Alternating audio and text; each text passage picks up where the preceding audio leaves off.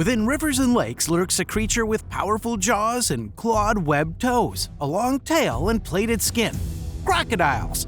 This reptile is one of the most dangerous creatures on the planet, with about 1,000 attacks on humans every year, resulting in a jaw-dropping estimate of 200 deaths. Now, when it comes to predators, size does matter, as along with size, danger escalates. In this video, we're going to check out the biggest crocodilian that ever lived, a creature that made crocs, caimans, and gators look like insignificant geckos. Yes, sarcosuchus. Crocodiles, just like all reptiles, are diopsids, meaning that they have two openings on each side of their skull. The skull shows distinctly developed upper and lower temporal fenestrae, which are openings behind their eye sockets. The teeth of a crocodile rise from the sockets, and the roof of its skull lacks an opening for the parietal organ, which is a median dorsal outgrowth of the brain. The crocodilian group Protosuchia of the late Triassic epoch displayed short muzzles and choana that were relatively far forward on the plate. As the evolution of crocodiles took place, the openings of the choana became located further back. In the Mesosuchia of the Jurassic and Cretaceous period, the choana are located in the posterior part of two bones of the skull.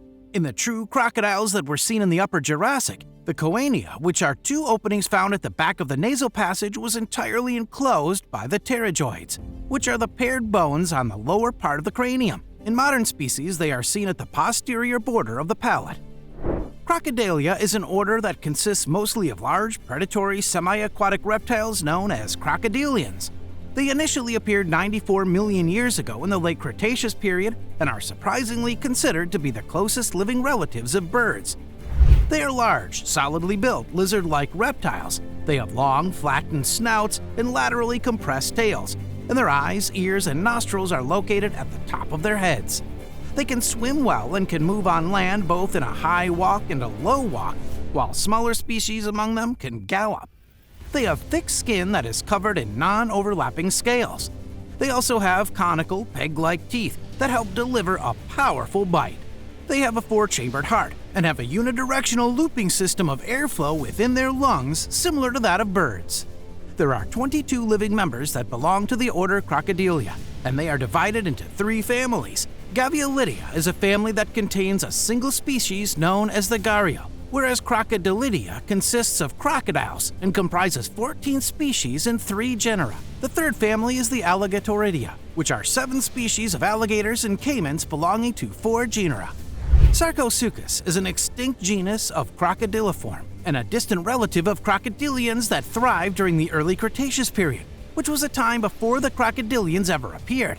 The Sarcosuchus is possibly the largest known crocodilian to ever thrive in the world, and its head alone turned out to be the size of a man.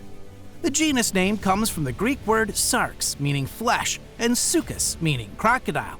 This huge crocodiliform is described to have grown as long as a bus and to have weighed as much as an African bull elephant. It was one of the largest pseudosuchians, and the largest specimen of S. imperator, reaching an approximate length of 29.5 to 31.2 feet and a weight of 3.45 to 4.3 metric tons. The reptile had what seemed to be telescoped eyes and a long snout that comprised 75% of the length of the skull. On each side of the upper jaw, there were 35 teeth, while there were 31 teeth on each side when it came to the lower jaw. The upper jaw was comparatively higher than the lower one, leaving a gap between them even after the jaws were shut, and this created an overbite. In young individuals, this unique shape of the snout was very similar to that of the living gharial. But as they grew older, it became much broader. The species has an expansion seen at the end of its snout, known as bulla. This expansion has been compared to the gara seen in the gharials. But unlike the gara, which is only seen in male gharials, the bulla is seen in all Sarcosuchus skulls that have been found so far, indicating that this trait is not a sexual dimorphic one. But still, the actual purpose of this is unknown. When you compare saltwater crocodiles with the Sarcosuchus, you'll notice that they're mere babies. The size of a saltwater crocodile can be up to 17 feet in length and has an average weight of 1,000 pounds. But when compared to the length and ranges from 29.5 to 31.2 feet and a weight of 3.45 to 4.3 metric tons, it's indeed small. But when compared to other prehistoric giants, there might be a chance of other mysterious beasts, such as the Deinosuchus from the late Cretaceous and the giant caimans of the Amazonian Sea that might have rivaled its size. Sarcosuchus lived about 113 million years ago, and most specimens have been recovered in regions such as West Africa. Dr. Mark Young, a paleontologist at the University of Edinburgh, said Sarcosuchus lived in a large river system. Some of the specimens are from Tunisia, suggesting they went to the river deltas. He added, but mainly lived in very large river systems across what would have been one continent of Africa and South America. The area was also inhabited by coelacanths, which was an ancient type of lobe-finned bony fish. The crocodile also shared its region with dinosaurs like Lurdosaurus, Ouranosaurus, and Nigersaurus. Sarcosuchus would have had a diet that ranged from fish to other crocodilians and even dinosaurs. There has even been evidence of a large Sarcosuchus eating a young Nigersaurus. And it is also believed that the species competed for food or territory with a spinosaurid dinosaur such as Scomimus or Spinosaurus. Just like most crocodiles, this one also had a very powerful bite force that was possibly up to 9 tons. It is indeed one of the most powerful bite forces on Earth, one that exceeds that of the Tyrannosaurus rex. The creature was known to wait in the murky rivers or lakes until a fish would swim by or a dinosaur would come to drink. Then it would jump out and catch its prey by surprise. It would then bite down and drag it into the water where it would eventually drown. There were early findings of the species, with one of the first among them being the fossils that were unearthed in the region known as the Continental Intercalaire Formation. This was during expeditions on the Sahara from 1946 to 1959, led by the French paleontologist Albert Fillet de l'Epirot.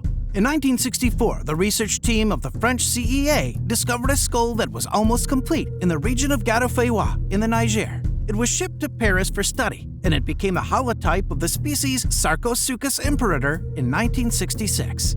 Sarcosuchus is indeed a major part of the crocodilian evolution and shows the drastic change that took place in the size and features of a giant beast into what we see as crocodiles and alligators today.